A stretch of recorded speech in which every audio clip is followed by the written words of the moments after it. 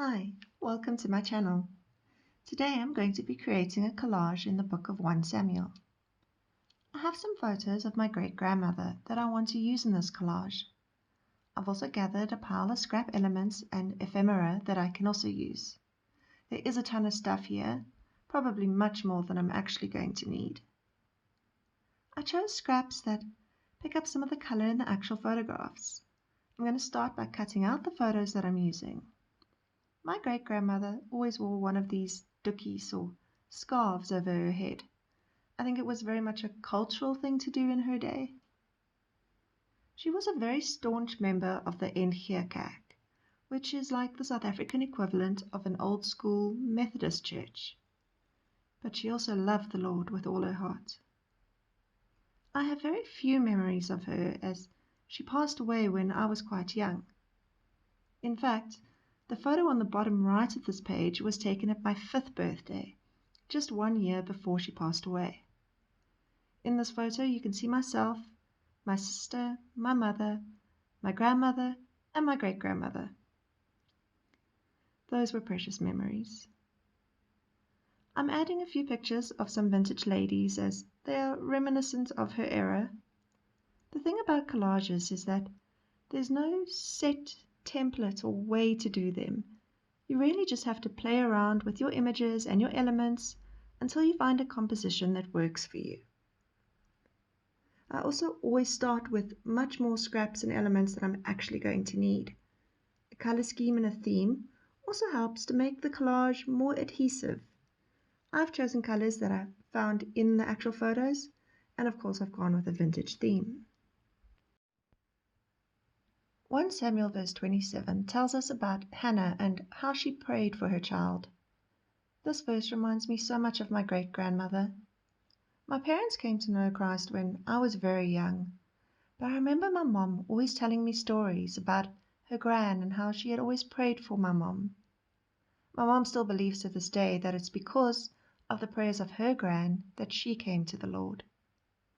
The persistent prayers of this one woman led to my mother's salvation, and through her, my salvation, and through mine, my children. What a precious legacy. 4 generations. I can only hope to leave a legacy like that one day.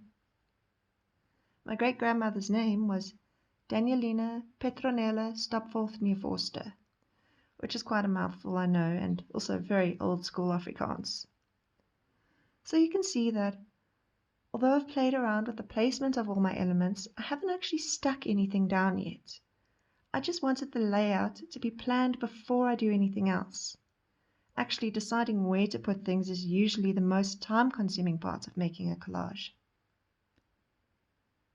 But now that I know where everything is going to go, I can start prepping my page.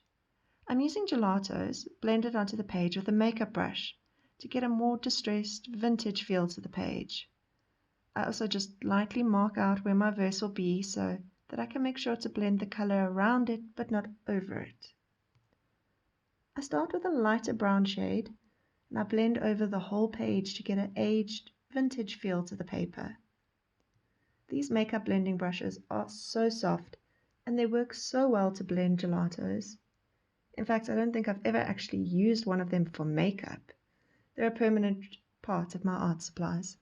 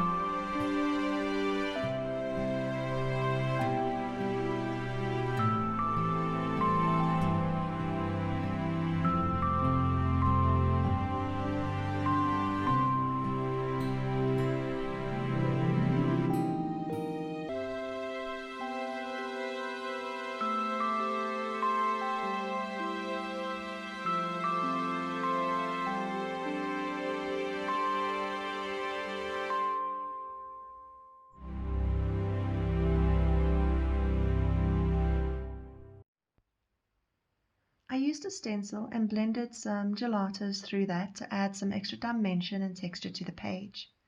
Then I also distressed the edges with some black gelato. But now that my background is done, I can go ahead and start sticking things down. I'm using a matte gel medium, which is perfect for gluing collage images. I used to get really confused between matte gel medium and gesso, but the main difference is matte gel is for gluing and for collages, where gesso is for prepping pages. With matte gel medium, you also can't really move the images around once you've stuck them down.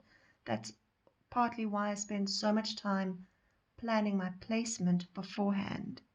It's not like a normal glue stick where you can move things around slightly, so it's good to know exactly where things are going to go. There's a couple of finishing touches I add to this page, like a hand-drawn border and stamping the date and stamp the word legacy on a ribbon, just to finish it off. And thank you for watching. I pray that all of us will be able to leave a legacy as precious as Danielina's.